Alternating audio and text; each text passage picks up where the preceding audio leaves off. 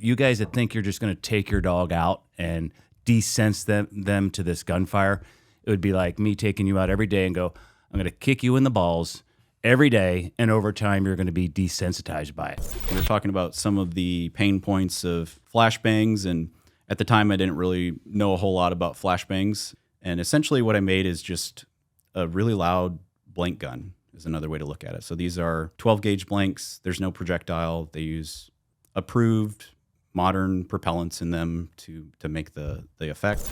I don't know a department that's going to give you the amount of flashbangs that it takes to really create some neutrality and say, yeah, go have at it with your dog and let me know. Come back in 6 months when you're done and we'll load you back up with 500 more flashbangs. Welcome to Police K9 Radio. I'm Greg Tawney, with me Rich Hartman. Rich, what's going on? Just got back from Monterey. Got a little food poisoning down there, but my food poisoning went away, unlike your sty. Let's talk about the sty in the room. This goddamn thing. I've never had one my entire life, and I just woke up and I'm like, what in the hell is going on with my eye? And then next thing you know, it was like 3 times the size of this thing. And I was like, last week, I'm like, oh my God, we're gonna have this podcast. And for those viewers that are unlucky enough to watch this on YouTube, you know, they'll be my, like the Family Guy's Boyle, where it's like telling me to do things and it's part of the interview. It does make you appreciate stuff though. Like, you know, you're sitting there and you're vision? Like vision, or when you meet somebody, right? And they're just like if you have a big mole or somebody that's got like a growth on their face, you're just like, poor people that have to eat across from me, you know, and I'm like, I'm sorry, I'm ruining your meal right now. You have to look at this sty, but it's a vanity thing. I think you'll be all right. Nobody would have noticed if I wouldn't have said anything about it. It's recovered. You want to interview it? Got its own set of earphones and whatnot. What else is going on besides your blemishes? That's it, man. We got a good podcast today. Yeah, we're gonna give you a little teaser to begin with. We're gonna talk about this little thing right here, which is a flashbang trainer, and we're also going to talk about dog neutrality to loud noises, gunfire, flashbangs, and whatnot. Super important. Yeah, and that brings us to our guest this morning. We have Dylan with Rogue Arsenal. It's Dylan Jobson, right? That's correct. Cool. Dylan comes to us all the way from Texas. So came in on horse. That's right. It's a long journey. Covered wagon. I think we still doing that? No, I don't think they're doing that anymore. So I reached out to Dylan because I noticed that Gary from Worthless Handler was doing a giveaway recently. That's right. For one of your products, and I called up Gary and I'm like, hey man, what's this thing all about? And he's like, dude, you got to talk to him. This is a great product. He loves it. Obviously, he's given you a lot of FaceTime and airtime with the product on his social media, which is cool. Gary is a fantastic human. He is the nicest guy I've ever met. So big props to Gary. I love that guy. Yeah, and every time we talk to somebody about Gary, that's always the same thing. It's like, man, that guy is so selfless, so helpful to the community and all that. Absolutely. But he was like, man, you got to talk to this guy. I love this product. And the fact that he was doing a giveaway with your product, obviously Gary doesn't really mess with stuff that he doesn't like. So I knew he was behind it. And I even talked to him again this morning. I'm like, you sure it's cool? Because he's coming into the studio today. And he's like, no, man, I love this thing. And he told us that, and we'll get into it, but the flashbang training tool that you have is actually being used operationally in some places. And we'll talk a little bit about that. But first thing we want to talk about is you didn't get into dogs initially for flashbang training and gunfire. You got into it because it appears you like to get bit. I do. I love getting bit, and I love blowing things up. So it's a perfect segue. And you're not a cop. And I'm not a cop. Yeah, there's another path for you if you want to go down that path. I've had offers, but you know. So how did you get into the dog world to begin with? Yeah, so I started in PSA. Like a lot of people start in PSA. I got a dog that had, high drive and the propensity to bite and had to do something with it. So I started with the local club, and I remember first time they had me suit up, I was like, I want to try this, and immediately I was hooked. So like 2 weeks later, I went out and bought a suit and thought that's what made me a decoy, is I had a suit now, so now I'm a cool guy, right? And just slowly went down that path of realizing there was a lot that I didn't know and had to learn. And, fast forward a little bit, I'm a PSA certified decoy, 2-time regional select. I'm attending the World Selection Camp for PSA this year. And I have a company that sells flashbangs. Hey, we'd like to welcome our new sponsor and old friend, Blackjack's Leather. Blackjack's is the true definition of a mom and pop shop. They're out in Illinois. Richard, the owner, is somebody that we work extensively with. They make leather leashes, leather collars, biothane. We get a ton of biothane from them. Biothane 3-foot, 6-foot, 20-foot, 30-foot leashes. All kinds of colors. I know everybody that's listening to the podcast is into the tactical with the greens and the coyotes and the blacks. But if you have a pet dog at home and you want your dog to be a little flashy, we love their long line biothane leashes. There's blues, there's pinks, there's oranges, yellows, all kinds of colors. Add a little flash to your program. And they really care about canine handlers. They're big on making sure that the equipment that they sell is safe for the dog and safe for the handler, and exactly what you're asking for. Blackjack's Leather, thanks for joining us. We appreciate you. That's a pretty cool path. It's when you were doing the PSA stuff. I think we talked about it earlier. At some point, COVID-ish time, getting any kind of ammo or blanks or anything for gunfire became difficult. Yeah, so there's a huge ammo shortage during COVID, right? And we used a lot of 209 primers and 9mm blanks, and part of that ammo shortage was the primers more so than the ammo. So a lot of the companies couldn't provide the blanks. And I've been making crazy stuff since I was a kid, and I thought, man, I've got some PVC pipes and a blowtorch laying around, so I put together What could go wrong? Yeah, what could go wrong, right? So I put together this little handheld potato cannon, you could call it, and brought it to club and thought it was really cool. And everyone's like, "Oh my God, Dylan, you made a cannon!" So Is this legal? So, so in case there's some PSA groups out there that want to build their own potato cannon, can you give us a quick how you did that? It's really just a quick trip to Home Depot and not a lot of parts and. ATF, don't listen. Right? Yeah. So it was initially it was not so, like everyone thinks the things that I produce in PSA that show up on a trial field, it's like to pressure the dog or to scare the dog. Like the root of all of this started with gunfire neutrality training and just not having access to the tools that we needed. So I created the dog cannon, as we called it, and it kind of just spiraled from there, where I was thinking about okay, what are the things that are useful for training neutrality? And I'm like, the rate of fire, the adjustability, and then I'm like, oh, it'd be really cool if it was remote controlled, right? So now I don't have to rely on the timing of someone else going out there, and I can get my own dog on it, right? Because if I've got my own dog and I've got this big cannon, it's kind of cumbersome, right? So. Started welding in my garage and made the first metal version, which was great because that didn't explode into tiny pieces, which is useful.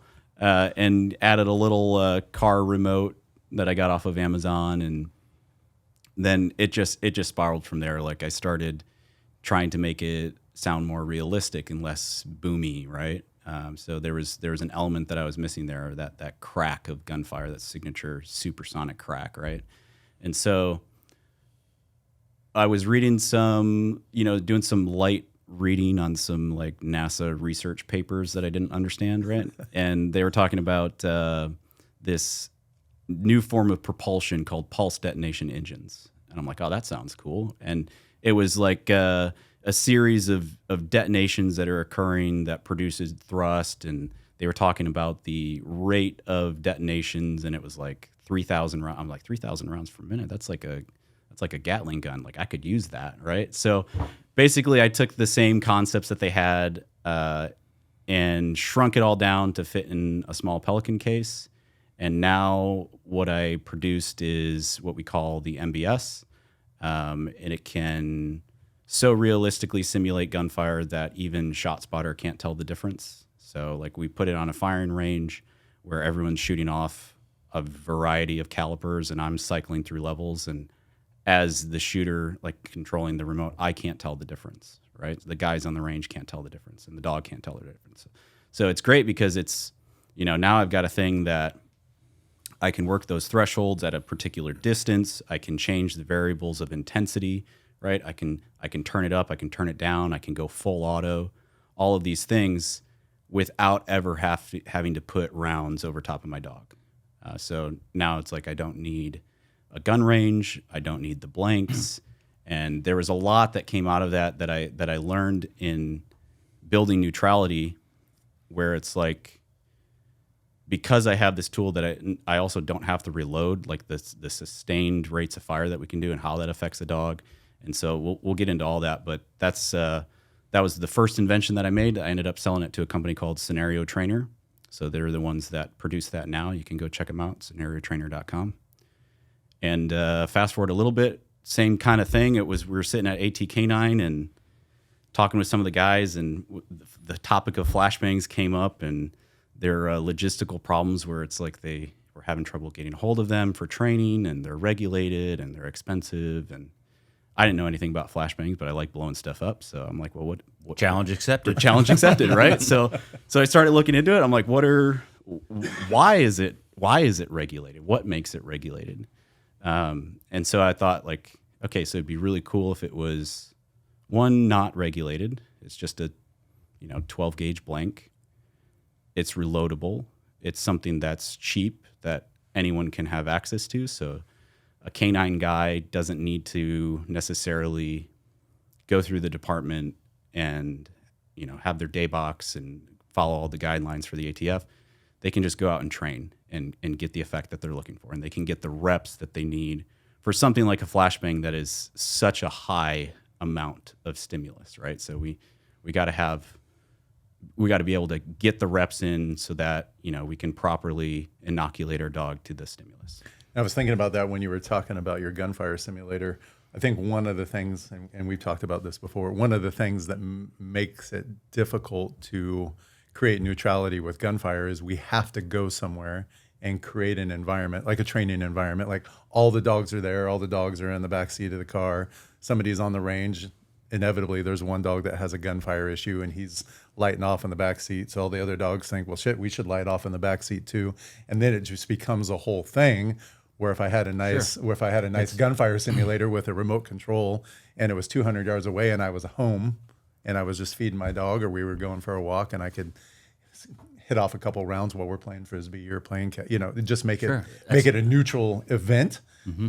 Then that would make life a lot easier. Yeah, for our listeners, I mean, think about when you bring your dog out and like, hey, we don't introduce gunfire and bite work anymore. Or at least you shouldn't be. We've progressed from that. Don't do that. That's good. We're progressing. Not great for friendly fire or when you decide to fire your gun.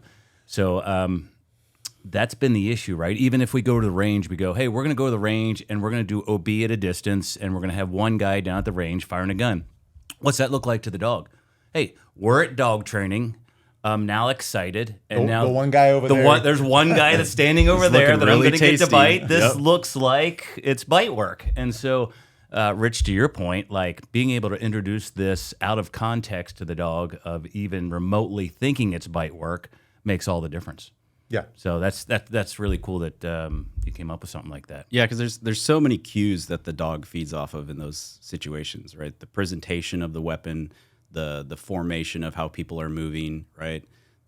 All of those things lead to context, and if it's been introduced in the wrong way, where it leads to bite work, they see those guys stacking up, they see those weapons out, they start to think like, oh yeah, it's coming, right? And that's the unfortunate reality with some of the canines, that they've, even to the point of being classically conditioned, where it's like gunfire means bite. Now it's involuntary, right? Yeah. Now it's like, how do you go about extinguishing that, where the dog is not even thinking about it, where it's just they hear it and they're immediately lit up and thinking bite work is coming. So you can really break that cycle by having a box that isn't shaped like a firearm somewhere where the dog doesn't even know where it is, and you're just hanging out with your dog, or maybe they get food on a place, or they're healing, or you're working on your basic obedience, right? We talked about it before. As you were going through this, I think you've kind of delved into the negative effects of loud noises on dogs, whether it's gunfire, flashbangs. Sometimes dogs can freak out at the slamming of a UPS door, right? Yeah. Like we've seen the gamut of things that cause a dog problems, and definitely not neutrality. As you were going through this process, I know now you've had to see probably hundreds of dogs that are dealing with neutrality to gunfire and flashbangs and that, and especially in the PSA world, which I would argue probably requires the most amount of neutrality Absolutely. to stuff in general, whether it be the gamut of clatter sticks to chainsaws to loud noises.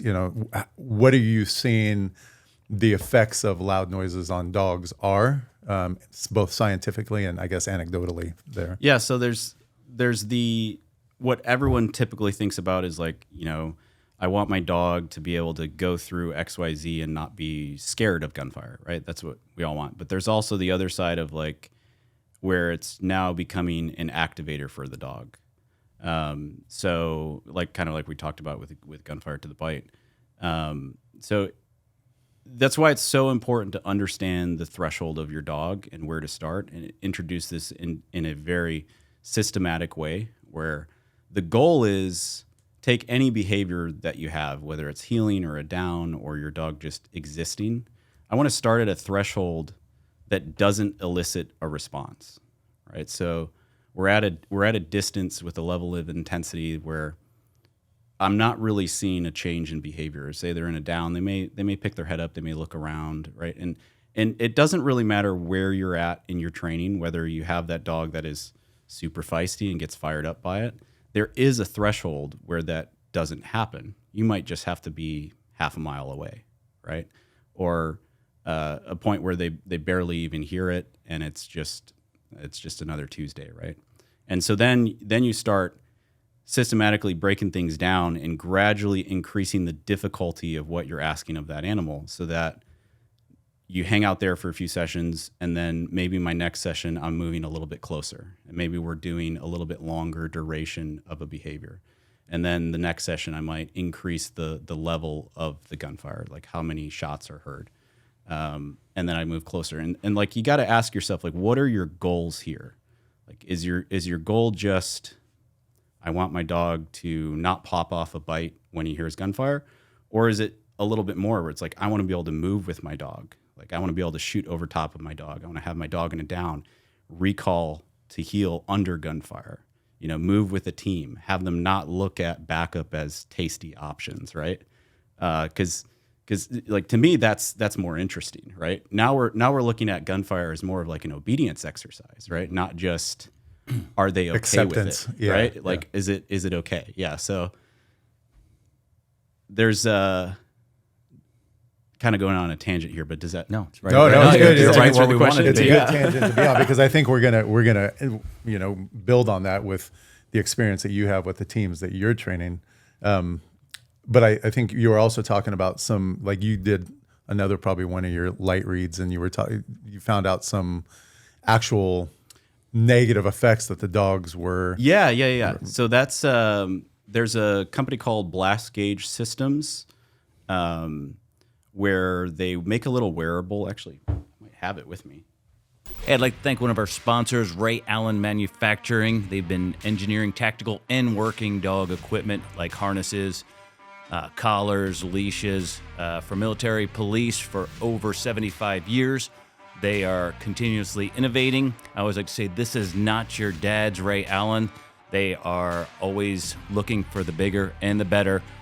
We get all of our handlers now in the basic handler course deal directly with Ray Allen. We get our harnesses, leashes, tugs, e-collars, gloves, Rec Specs, Hearing Dog Pro. All of our good stuff comes from Ray Allen Manufacturing. Look them up, rayallen.com. I cannot recommend them enough. We only recommend people that we deal with, and these are good people, and they're in it for the right reasons. So because of that, rayallen.com. Understand why you didn't go into law enforcement. Now you're way too intelligent to be a cop.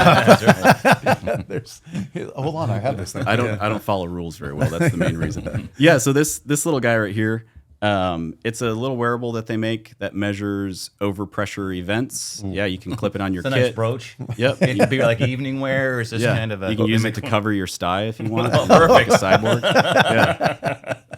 Yeah. So they do a lot of really cool research, right? Because in the military, it's pretty well known. Like if you get blown up in an IED, you're probably going to suffer some negative mental effects. And what we're learning now is so much of what PTSD is not as much like, hey, I experienced this trauma and I'm having trouble processing it. Yes, that's a big part of it, but so much of it is TBI related, where the explosions are actually causing brain damage. So this company, props to them, they did a lot of research where they say, okay, so we know like a 5 psi overpressure event or more that'll cause brain damage, like your lungs start to rupture, those bad things start to happen, right?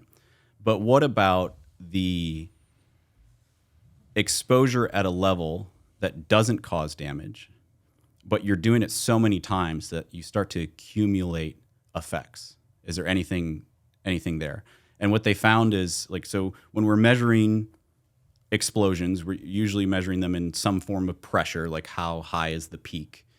So let's say PSI, for example, like how strong is the blast, and then also the duration of the blast is what matters. So peak pressure, and then how long did you experience that pressure for? So we have a metric now. It's called PSI milliseconds. So PSI over how much time. And what they found was, even if the event is 1 PSI overpressure, which is basically like shooting a high caliber rifle indoors at a shooting range, right? It sucks. You ever go to the range and have a short 5.56 with an A2 comp on it? It's usually the guy next to you. Yeah, Boom! and You're you're like, what in the hell was that? come on, man. It's just like terrible, right? It's the worst thing. They found that's about 1 PSI millisecond. So you do a mag dump of 30 rounds, or if you're in California, 10. Only for civilians. For civilians, right?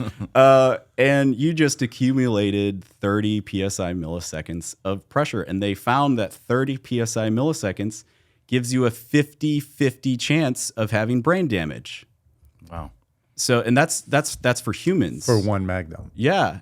In a particular setting with a particular rifle. Mm-hmm. Now you go outdoor with a 50 cal and like a belt fed, and they're just doing sustained rates of fire in the military, and the poor guy in the vehicle underneath you that's getting blasted with the compensator, right? He's also experiencing that effect. And so it's a topic that on top of actual stressful stuff that's happening to pair with that. Yeah. So this is a topic that's like really near and dear to my heart. So I have a really good friend of mine who I'll keep anonymous. He was deployed in Syria during 2018, and he strung up about 400 120 millimeter mortars a day over weeks, right? And the safety exposure on those things is like 12 for 24 hours. So those things are putting off anywhere from 2 to 3 PSI overpressure, depending on where you're standing. So it was just weeks and weeks of this sustained mortar fire that they were stringing up. And not only like when he was working, but when he was where they were sleeping, the building itself, he talks about how the doors stopped working because it settled so much, right? Because they're right next to the building where they're sleeping. So when they're working, they're firing off. When they're sleeping, they're hearing them go off. And the amount of guys that made it back alive, but then struggled with suicide and depression and PTSD, and ultimately, like a lot of them took their own lives, is just so sad, because it's obviously, like in the context of war, that's something you can't really, you're in war, you got to fire off those rounds, right? But the effects, it wasn't so much like what they experienced, it was more that their brains were rattled, right? Mm-hmm. So I started taking this device when we go out on training, and I'm actually putting it on dogs now. And I kind of just, unscientifically, scientifically tracking what type of levels these dogs are exposed to. Because I'm sure you have probably seen, you get a really strong dog, like 3-4 years old, they don't care about gunfire. We expose them to all these things, flashbangs specifically, breaching rounds, right, are really high pressure. And then they start to get up in age, and they start showing signs of what we typically wouldn't expect to see from that dog. Like maybe they're a little bit fearful. They get a little jumpy around it now. Angry, right? So whatever that expression is, like we know that dogs can suffer from similar mental impairments that humans do, like Alzheimer's and dementia, right? Like some older dogs that wake up and they're like, where am I? What's going on, right? So it's not unreasonable to say that these dogs are also sensitive or susceptible to these same problems, where it's like these overpressure events that are rattling the brain. If you're not careful and you're providing too much to that dog in a 24-hour period, those things can stack up and cause a negative effect. So I'm a huge proponent of like making sure your dogs have hearing protection, one, and just to clarify, like the hearing protection actually doesn't protect you against that kind of stuff for the brain. I was going to ask you. Yeah. It's that shockwave is moving through you. You know, it's protecting your hearing, but it's not protecting the rattling of the brain effect. And I don't think there's been any official studies on dogs specifically, but you know, anecdotally, I've seen a lot of dogs suffer from those kind of things from just being overexposed. Yes, we want to get them to the point where, you know, they're completely neutral to it and we can do all these things that we ask of them and, you know, like shooting over top of them and moving and all this stuff. But it doesn't mean that you need to expose them to so much that you're causing damage. Like we still need to protect the animal at the end of the day and make sure that their deployment is long and healthy and that they're living their best life and providing the most that they can. Well, I would say if we're trying to get neutrality, you're probably not going to get the most neutrality by overwhelming the dog on one day. Yeah, and I mean, we hear this from handlers, right? Like, I want my dog more neutral at gunfire, so I'm going to take him out to the range, and I'm going to work on this and work on this and work on this. And I still fall back. It's not as eloquent as the way you just put it, but Brett Titus had said this once, and I use it every handler class. It's like you guys that think you're just going to take your dog out and desense them to this gunfire, it would be like me taking you out every day and go, I'm going to kick you in the balls every day, and over time you're going to be desensitized by it. And it's like, no, it hurts. It rattles them. Just, you know, right. Kind of explaining it a little differently. Yeah, you just did. That's good. But it, you know, it's so you guys out there with your dogs, like, don't, you know, for us, it's less is more. Once we have this neutrality that we've picked up, like, we're not tapping into it anymore. Like, all we're going to do is deteriorate the dog and his ability to adapt during the gunfire, and we're going to lose some of that neutrality. Yeah, and that's what's cool once you arrive at like that saturation point where you can do all these things with your dog and they're neutral to the gunfire. Now you're in the maintenance territory, right? Where, you know, it's say you worked on it for whatever, 6 months, 3 months, a month, whatever it is. And now instead of having to do it every day, now it's down to like a couple times a week. And then after a certain amount of time, it gets down to not only you need to take them out like once a week. There's a really good analogy that I stole from my friend and mentor, Sean Siggins. And he says it's like when you have a country guy that goes into the city and he hears all these horns honking at him, right? He's completely overwhelmed. Right, but you take a city guy and you put him in the country and someone honks at him once and he doesn't even think about it, right? But at the same time, if that guy that grew up in the city spent a good amount of time in the country, he would start to lose that a little bit. Where like if he went back into New York and everyone's honking at him, it may be like, oh man, I'm not used to this. So there's a certain point where after you've reached that saturation point where you have to maintain those behaviors and maintain that neutrality, but it doesn't mean hammering them with 30 flashbangs and shooting over top of them every day and accumulating all this unnecessary stress. Because even as humans, like if you take a break from the range and you go back, that first shot, like it may catch you off guard, right? And you're like, oh, okay, yeah, I'm at the range. And you can kind of explain it to yourself. You can't really explain it to a dog and be like, it's okay, it's just gunfire. Like, relax. Yeah, you'll be all right. You know, you'll be all right. You want to talk about it later? It's going to be fine.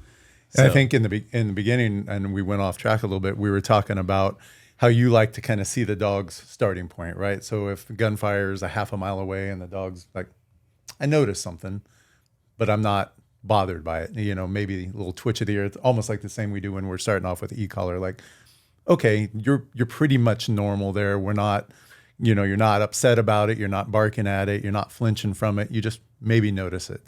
That's kind of where we want to stay. Like, that's where I want my dog to be. So for me, raising dogs to be neutral to gunfire, I'll do the same exact thing. We'll go to a range, and if we have an indoor range where we live, I'll go outside in the parking lot and you can barely hear like, boo, like it's very muted.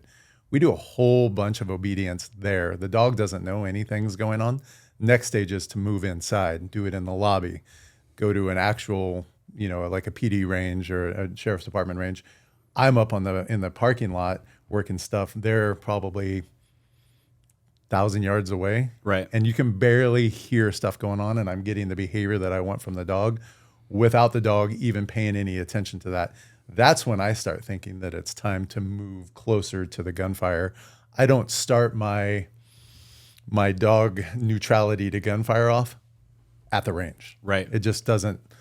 I feel like that's too much too quick. Absolutely. Yeah, you really want to watch those change of behaviors, right? And this all has to do with the threshold of where a particular dog is at, right? It doesn't matter where you're at in training. Like I said earlier, every dog has a threshold. So what you mentioned, where you're staying outside and you're kind of camping out in that low level, and we're getting all of the same obedience that we would get out of the dog if the gunfire wasn't there, right? So I really like to look at it not as a linear progression where we do it a couple times and then we move closer, but we're spending these large chunks of time in that low level state before we change a variable. So if you can accumulate a lot of volume in a particular controlled environment, you have something that you can fall back on if something goes wrong when you progress, right? So it's not just here's one step, next step, okay, now we're at the range and now we're shooting. We're doing several reps at a low level where nothing is happening, as in they don't think that the gunfire is aversive, they're not getting activated by it. We're just doing It's like a bird right? chirping. Exactly. Yep. It's just background noise. Like And so like when you kind of chunk it up into blocks like that, where say at this level, this is our baseline. Now we're going to add one variable. Okay, so we're going to move a little bit closer. Then we hang out here for several sessions. Okay, now we're going to, maybe increase the intensity, where it's like how much exposure did the dog get in one session, and then we kind of bump up, and we're slowly working towards that end goal of like being able to shoot over top of your dog and have all the normal obedience that you would have, and nothing's changed, right? It's just a Tuesday for the dog, right? They're just, we're at work. I'm used to this because I've been exposed properly, and you're not progressing too quickly, right? So that's why like the thresholds are so important, because if you move too fast and now you have an adverse event, whether it's the dog scared of gunfire or worse, activated by it. Mm-hmm. And so, yeah, that's great. Like shooting ranges, indoor ranges are awesome because there's usually a lot going on where it's a relatively consistent rate of gunfire, and you can just move up closer or further away based off of what your dog needs and work that obedience. Once again, this episode is brought to you by Inukshuk Professional Dog Food. There's only one brand of dog food that we use and recommend. That is Inukshuk Professional Dog Food. Inukshuk was created for working dogs and continues to be the top choice for all working dogs, from hunting dogs to sled dogs, and of course, police canines. Whether it be detection or patrol canines, visit inukshukpro.com, or you can find all of the formulas on chewy.com. With the dogs that you're training, how do you like to start them? And then sometimes you only have 6 weeks to get from 0 to deployable. Sometimes do you have to move quicker than you want to move? Yeah, and this has evolved over time. We used to be like, okay, it's range day, and do that's what I explained, and it's like the dogs are already elevated in their, in their brain and their drive and everything, and I think we set it up poorly. And some dogs just naturally do everything, right? So you get that dog that just comes out and he just is good, and then you have the dogs that are a little more fearful, a little more aggressive. I agree with you. I'd rather have a dog that's a little more fearful of gunfire than aggressive. Wants to bite me, wants to bite cover, but ideally we want that neutral dog. But generally, take them out. We do a little bit of we do group obedience every training, usually in the muzzle, because we want to desensitize to the muzzle, which we're going to use later on. And then we can pick them up and pass them off and get dogs close together and not have to worry about any of that, especially in the beginning, because we don't really know these dogs and the handlers don't know the dogs. They've had them for maybe 2 weeks. So nobody knows these dogs, and we're going to find out as we integrate them. But during regular group obedience, we would just be in the background with like the blank gun with a 209 primer, and just popping off rounds periodically. We tell the handlers when the muzzles come off and they do obedience, we're not going to fire the round and you're going to mark and pay at the same time, because we don't want to create that classical condition link of now gunfire and toy, because that can also escalate, the dog's drive. So, but in our discussion now, I think I may even back it up more and have the guy with the 209 primer around the corner, just popping it off where the dogs can't even see him, just so we can avoid that escalation of like, oh, this is bite work. It must be him. He's sitting over there by himself, because the dogs just read their environment so well. So generally we like to do that during the group obedience, and then eventually we go to the range. I found better luck with, so I've got some property, and when the last handler class, we just had a few dogs in it, and we hadn't done any bite work that morning, and they're on my property where it doesn't look like there's going to be bite work, and I was doing live gunfire probably 100 yards away, and the dogs were just so neutral and natural with it, and we worked them a little bit closer. So I think I wanted to build on what you said earlier. I think it's really important that guys remember, because there is a mentality out there that, hey, I'm going to go out and shoot a couple times and give him the tug, and shoot a couple times and give him a tug. That's not neutral. No. That's rewarding. Mm-hmm. And then it puts the dog in a mindset that like, oh, fuck yeah, gunfire? That means something's happening. Yeah. And they know the progression from a tug to a bite is pretty close, right? So I don't even want to get them down that mindset that gunfire equals anything good or bad. It's just gunfire.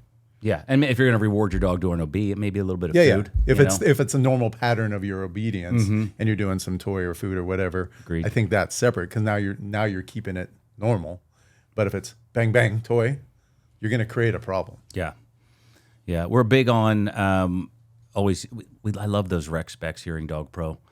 The days of stuffing cotton balls in dogs' ears, and then they shake and trying to get them all out. Yeah, and then there was the mutt muffs, and they'd always wind up like this or like this with their ears sticking out. The head sock. Yeah. The frickin' that rec specs Hearing Dog Pro. I mean, they're not a sponsor, but they should be, because like, man, we it's actually on our list for handlers to get. A must have. A must have. Yeah. And for you handlers, if you don't have the proper hearing protection, just don't do it. Like, their hearing is so much more sensitive than ours, and I haven't seen the studies on it, but I'm sure overexposure, or really any exposure to gunfire close up without hearing protection, man, it's got to be painful to the dog. Well, and you were talking about it earlier. Even in the worst situation, like with a veteran, at least we can have a conversation, be like, hey, what's really bothering you is that, like, what are you going to say to a dog, man? Like, he has no idea what just happened, right? And I would argue that they're slightly more sensitive than we are, right? Like, I mean, they're hearing. Yeah, for hearing 100%. Yeah, right. Yeah, it seems to be, I watch my dog's ears pivot, and I'm like, what the fuck? And then the car comes down the street, and like, how'd you hear that? Yeah.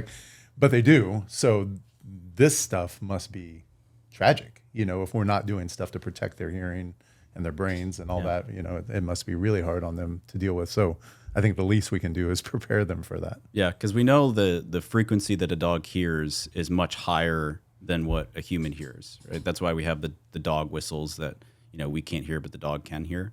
So they have this entire range of frequencies that we can't even hear. And if you look at what happens to a human ear when they experience damage around loud noises or gunfire specifically, it's usually towards that upper range of the hearing. So those high frequencies start to diminish where you can no longer hear them. So for a dog, if you think like, they can hear so much higher, what damage are we doing at that end that they're losing an entire part of their senses that we don't have? That the reason why they hear that car coming down the road before you can is because their hearing is so much more sensitive. So of course the damage is going to be so much faster to a dog, and they just, they don't live as long as us. So it's like everything breaks down a little bit quicker. So 100% huge proponent of having hearing protection on your dog. It's just like, we have hearing protection at the range. There's no reason why your dog shouldn't have it too. I mean, It's just. And I think we were talking about that a couple of weeks ago, but also the stressful environment that you pair with loud noises repeatedly. And we were talking about like dogs that do multiple search warrants and those kind of things.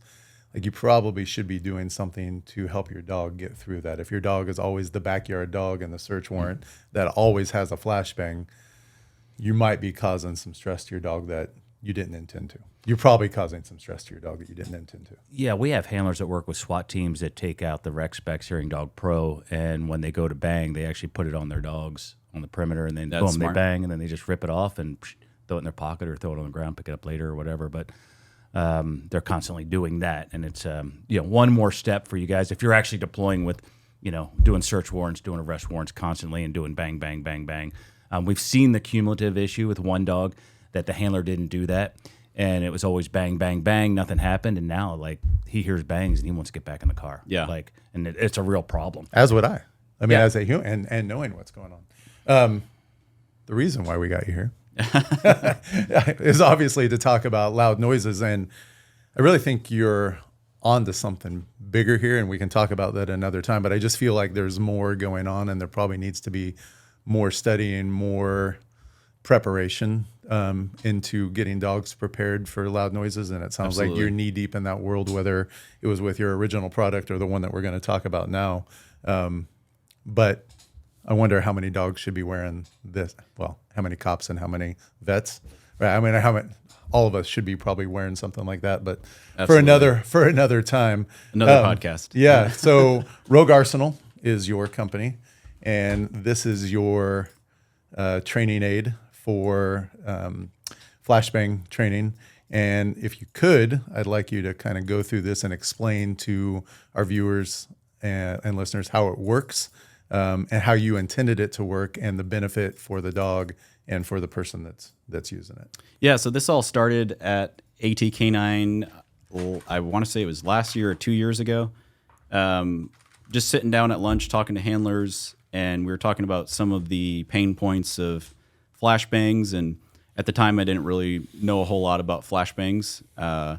And they were talking about how it was, difficult to schedule training around because of the regulations and procurement and the cost and all these things. And so anytime that I hear a problem like that, like my wheels just start turning, and I'm like, I can probably come up with something like that. So of course, like the first thing I did is I reached out to a flashbang company and said, hey, I want to buy some flashbangs. And they're like, you can't. And I'm like, what? Screw you. I'm going to make my own. So, we didn't ask you earlier on, did your parents have hell raising you or what? That's a great segue. I'm pretty sure I made my first HME when I was 6 years old. So yeah, I was always involved in explosives and, the little cap guns. Could have gone one or two ways, right? At least he's on our side. Right. All right. I'm on your side, guys. We would tear apart the powder inside the cap guns and pack it into straws and strap them to army men and blow them up. And so me especially, that escalated. And, I took an organic chemistry course with the sole purpose of learning how to make explosives when I was a teenager. And when you live in the country, you find ways to entertain yourself. So there you have it. Well, it worked out. Yeah, definitely always been a pyro. I love energetic compounds. They're really cool. But anyway, so we were talking about the flashbangs, and I kind of went down this path of okay, what would be useful? Number one, cost obviously is a big one because of the level of stimulus that these provide. You want to make sure that you have enough exposure in the right way at a low level that you can gradually work up to the end goal of whatever it is that you're training for, right? So you need a lot of flashbangs. And so immediately I was like, it'd be great if it was reloadable. And then there's the whole ATF side. So we want to make sure that we're not using explosives that are regulated in quantities that are regulated. And essentially what I made is just a really loud blank gun. Is another way to look at it. So these are 12 gauge blanks. There's no projectile. They use approved modern propellants in them to make the effect, and it's impact initiated. So it's pretty simple. You just unscrew the base, you pop one of those shells in there, screw it back together, pull the pin, and chuck it. Can you explain this part? Because this part is pretty cool. So there's a little wobble mechanism on there that no matter which way it lands, it doesn't have to. The first thing people think is it's got to land on this guy right here. No matter which way it lands, it's going to drive a firing pin forward and hit that 209 primer in the shot shell and set off the round. Then you just unscrew it, pop the spent shell out, screw it back together, and you're good to go for another round. Can you compare? So the amount of noise, whether it's decibels or however we're measuring it, compared to an actual flashbang to flashbang trainers. For your sure. product? So decibels are a really great way to lie about a product. Like everybody does it in the industry is what I found, especially when I got the device and actually started measuring it. So decibels, getting into the technicality here, but sound pressure follows what's called the inverse square law, where it's not a linear drop off. So if you start at 10 feet and you have, say, 170 decibels, you go to 20 feet, it's not half the level, it's actually 1/4. You go to 30 feet, now it's 1/10 of what you would experience. So when you're measuring decibels, if a product says 180 decibels, you got to ask at what distance, right? Because 175 decibels at 6 feet is a lot more than 170 decibels at 1 foot.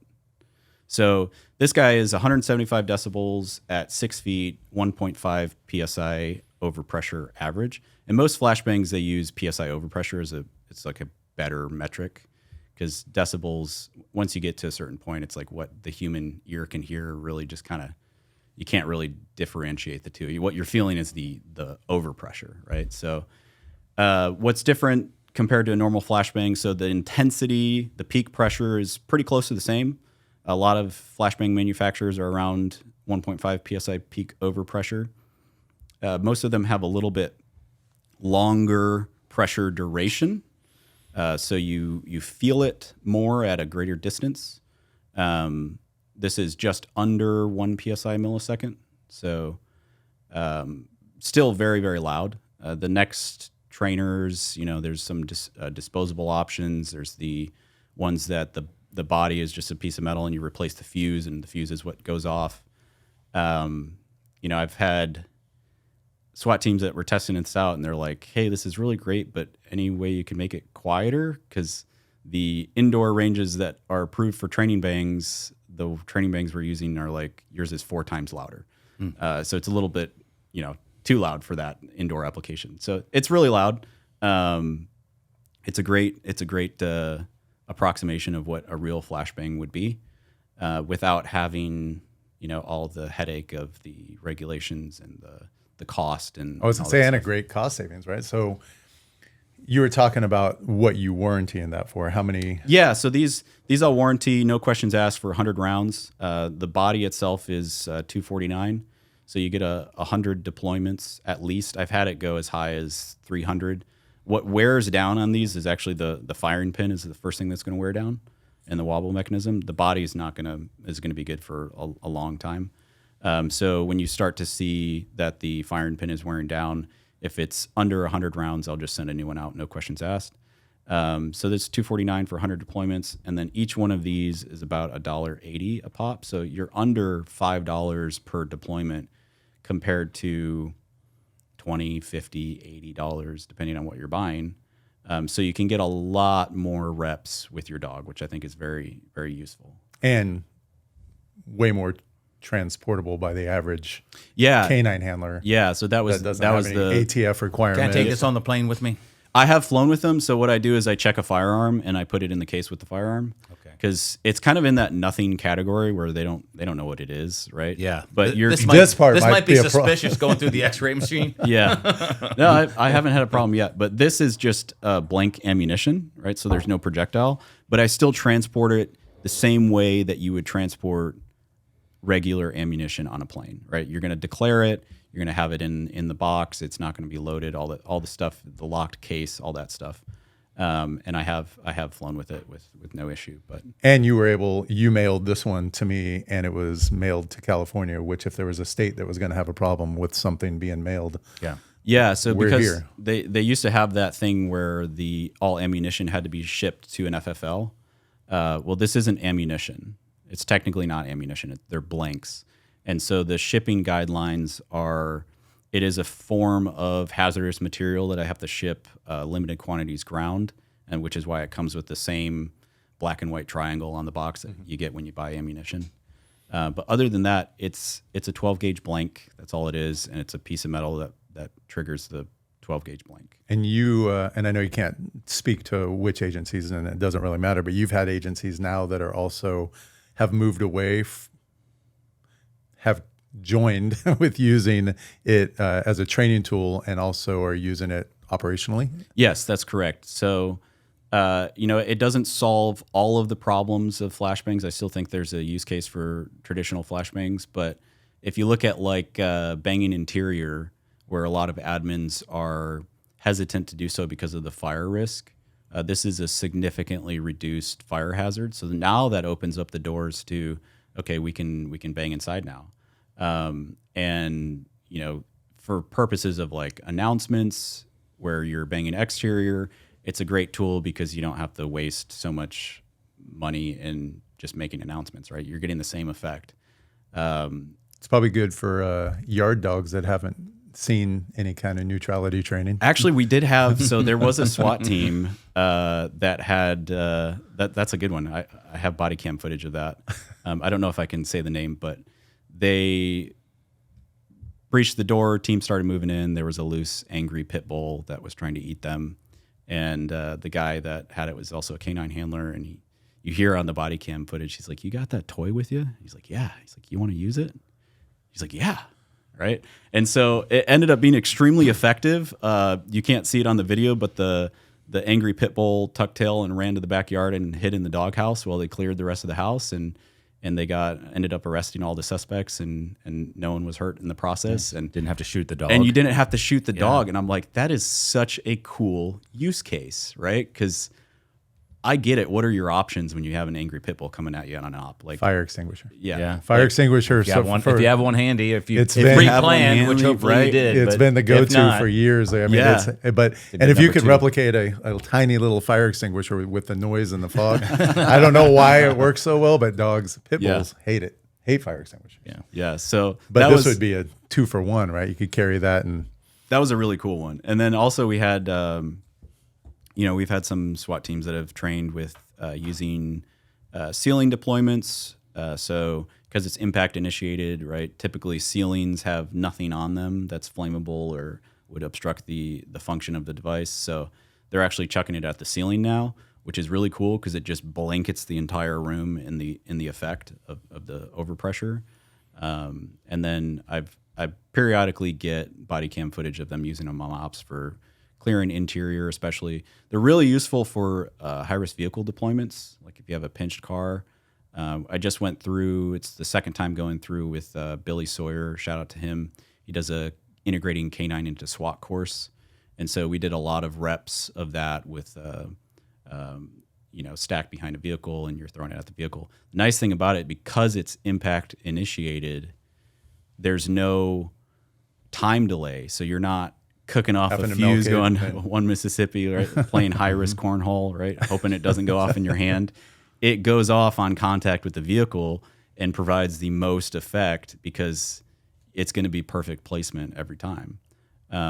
So that's a really cool avenue. I've had some use them on jump outs, live deployments on jump outs for apprehensions. And so it all started as like a training tool, right? I had no idea that it would turn into this, but it's really cool. I think it's a great tool, and it's definitely an option for agencies. you gonna hold on to this one? You gonna sell this too? No, this one's mine. Yeah, I'm gonna hold on to it. Good. You're gonna make him an offer? Yeah. No, I don't think I can play in that game. Every man's got a price. How do if folks out there want to buy one? How do they get a hold of you or your company? Obviously, it's Rogue Arsenal, but what's the best ways to get a hold of you and purchase one? Yeah, so roguearsenal.com. You can also find me on Instagram at rogue_arsenal_official. And then my email is sales@roguearsenal.com. Hey, for all you handlers out there, it's really important that we stay in physical condition, but it's also equally, if not more important, that we are good upstairs mentally. And so knowing that you guys have a stressful job, something that we've started doing, all of our trainers doing, and Rich turned me on to this, is Sauna Box. Yeah, love it. And it's to say it's life-changing is not hyperbole. Like, it's one of those things that if you haven't done sauna, I highly recommend it. And I was looking at like, hey, how can I get a sauna? I started looking at pricing them out. Could go up to $10,000 yeah. for a nice one. And Rich, you're the one that turned me on to this thing. It's for about $500.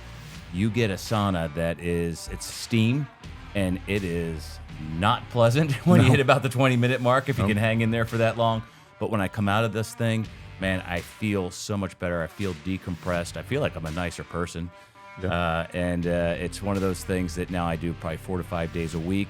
All of our trainers have them. I'm getting the same feedback. Rich, you have one. Have it. I really can't live without it at this point. And like you said, it's 20 minutes. It can be in the evening. It can be in the morning, whenever it works best for you. But 20 minutes on the sauna box, and you are gassed by the time you come out of there.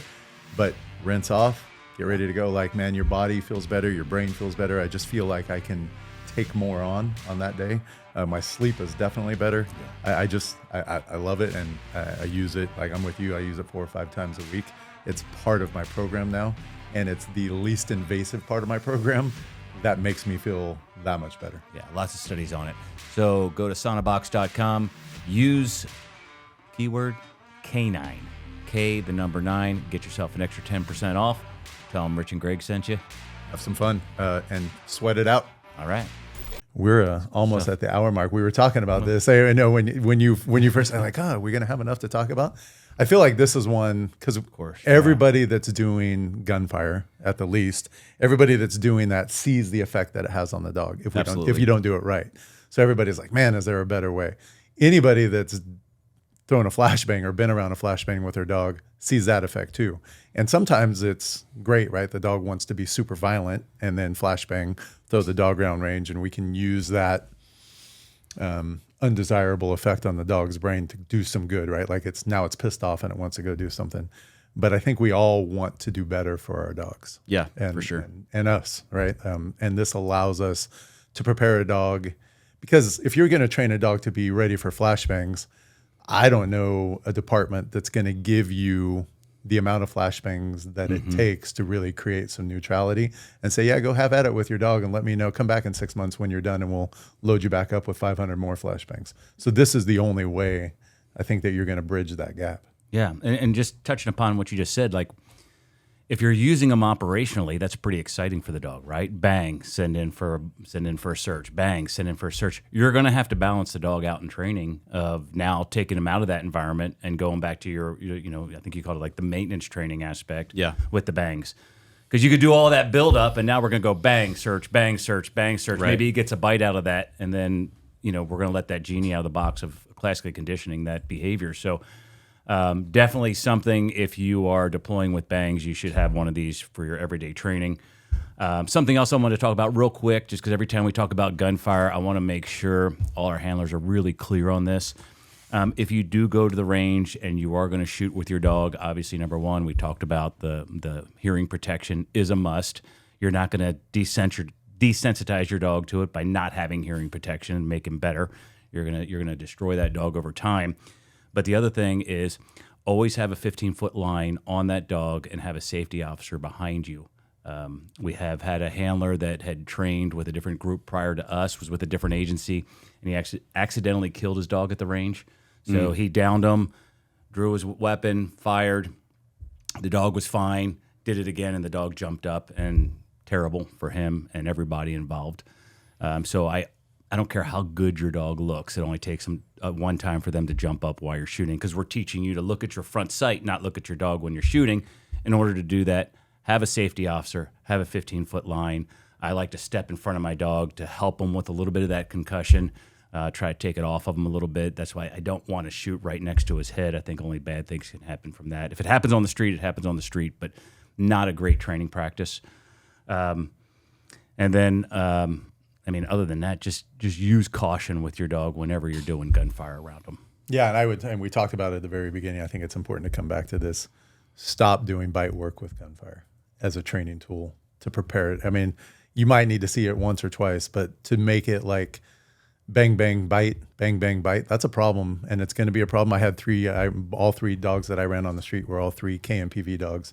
It was a problem that I dealt with my entire career, that gunfire equaled something exciting. Something fun. Yeah. It's hard to reverse that classic condition it just behavior. wasn't happening. I mean, and we did the whole thing, gunfire half a mile away.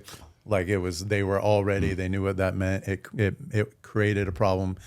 Every time at the range, my gun hand was something that the dogs were looking at just because they couldn't deal with the anxiety and the pressure of the gunfire. I mean, we made it through our career, but none of them were neutral. Yeah. They all knew what that meant. Well, and one more training point. Don't go to the range and draw and shoot. We just talked about the classic condition problem. Now you're just drawing on the street, and the anticipation of that gunfire can also create a problem. We've had handlers go to schools where they're just drawing and shooting, and the dog comes back, and now they draw, and you see the dog just through the roof, and probably didn't do enough preparation on the front end, right? So it just exasperated the problem. So yeah, walk around your neighborhood and draw and nothing. Just draw nothing, draw nothing. And then when we do go to the range, I don't even draw and shoot anymore. We draw, we move around, we'll come up, we'll fire. I do not want to even mess with creating that nexus between the drawing and the shooting. Problematic. Yep. Good information. Dylan, we really appreciate it. Thanks for coming all the way out to Yeah, California to talk about this. I think this is going to be something that a lot of our agencies use, and even the contacts that we have with SWAT, because obviously K9 and SWAT works. We're going to be training tonight. We're taking these materials. We're going to overlay some of our footage, and we'll even put it on the end of this podcast. So if you're listening to this podcast on Spotify or one of our platforms, go to YouTube, and then at the end of this, you'll see us actually training with it and using it. And yeah, man, I appreciate this. This is awesome. Thank you. Yeah, we're going to definitely integrate this into our training. Cool. In the meantime, train hard and be safe. Welcome back. Yeah. So as always, the best conversation happens when we turn the cameras off and we start just being ourselves and nerding out on dogs. So we actually, I thought it was good information that I think every handler should hear. So we talked about how we integrated gunfire into our training, and it's actually a progression, and we're actually updating it. Can you talk about what we just discussed as far as your integration in PSA, the importance of having that neutrality to gunfire, and what you guys do and what you've seen as a result? Yeah, so your baseline is neutrality. That means nothing's happening. But what you can actually do is take it a step further where it starts to mean something to the dog, and you look at gunfire as more of an obedience exercise. So we do a lot of stuff where the gunfire is almost a continuation marker for behavior. So say they're healing, and the gunfire goes off, and now they're healing a little bit better because they think something good is coming. So we do bang, bang, bang, they get a little bit of food, bang, bang, bang, they get a little food. Or even in the context of maybe it's as pressure, or whether it's gunfire or decoys running around screaming or clatter sticks, all that stuff. That is more in the negative reinforcement, where if I just keep healing, or if I heal even harder, it's going to turn that pressure off. And so a great example is my partner Sarah, when she was showing her dog in the ones. He is a classic German Shepherd that just screams all the time at everything. You release him from place and he screams. Every time he's just barking, screaming. And she's in the middle of his routine, and of course he's barking and screaming. And the gunfire goes off, and he gets quiet. He's healing beautifully, he's super focused.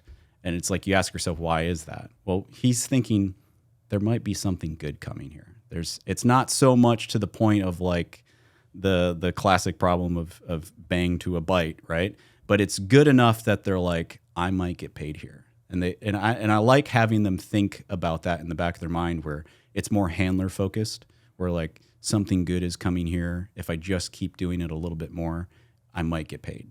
Okay. But not so good that it's overstimulated. Exactly. Not toy or bite good. Yeah. So the where is the stimulation coming from? Are they externally focused, or are they focusing on the handler? So if you can manipulate it in a way where now gunfire is an obedience exercise, where if I just keep doing this, there's a chance that I might get something good. Now we're focusing on the handler. Now we're moving better with their dog. They're listening to us more. We're able to do all those exercises because at the end of the day, it's just another obedience exercise. So for you handlers out there, do not have your decoys running around when you're trying to do this. Absolutely. But now talk about the foundation of how you paired this to mean a continuous marker type thing. Where did you start to build from that? How did you get to that end point? So hopefully the dog at this point has a good amount of neutrality.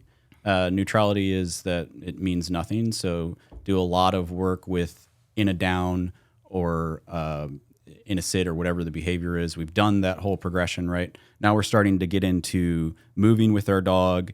And so I'll set it up like in the level 1, there's a part of the last leg of the obedience is it's 3 gunshots while you're healing back from the about turn cone. So we do bang, bang, bang, and then I stop and I feed my dog. Bang, bang, bang, and stop and I feed my dog.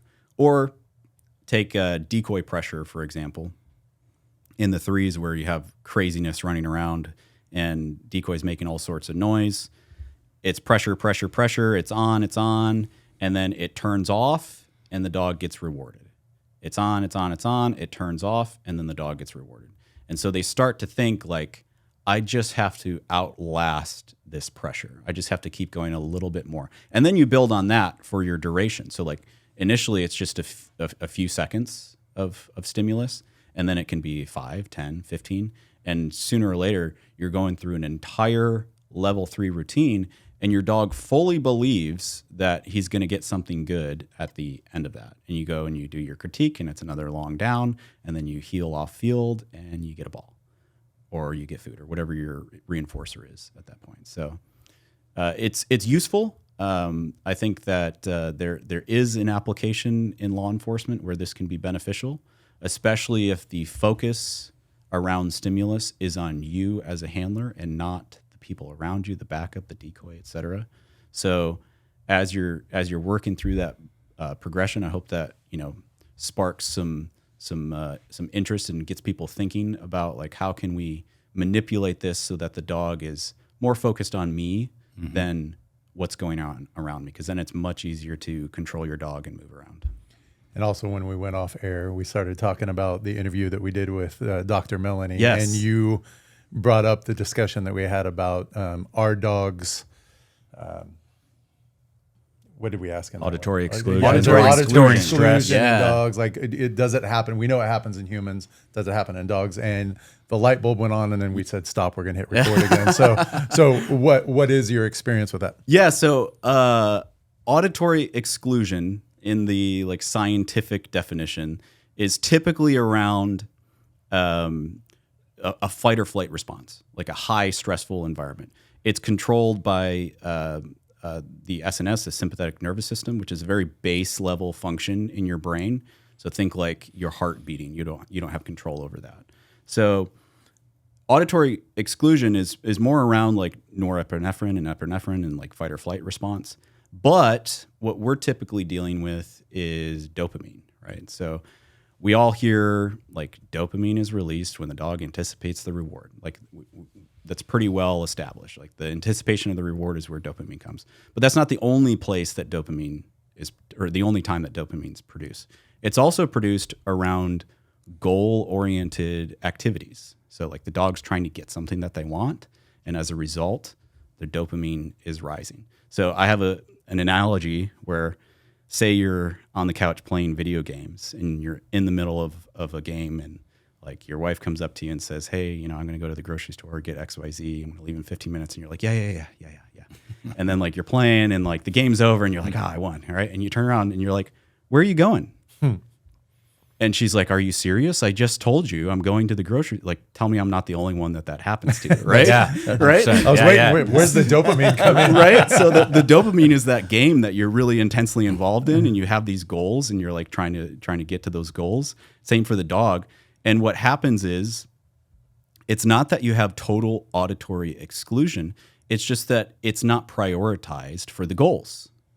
So think like detection, where a dog is locked in on a scent and they're walking all around and the guy is right there. Like if they just open their eyes, which we don't always want, but if they did, they completely miss it because their eyes get tuned out because they're so focused on the smell. Mm-hmm. The same can happen with hearing, where the goal of the pursuit of a decoy or whatever it is, that's what makes call-offs so hard, is there's so much focus on getting to that end goal. And especially if you have a dog that's, like hasn't been taught to self-regulate and it's a new exercise for them and all they're used to is go, go, go, go, go. They're not really worried about hearing because it's not conducive to their goal.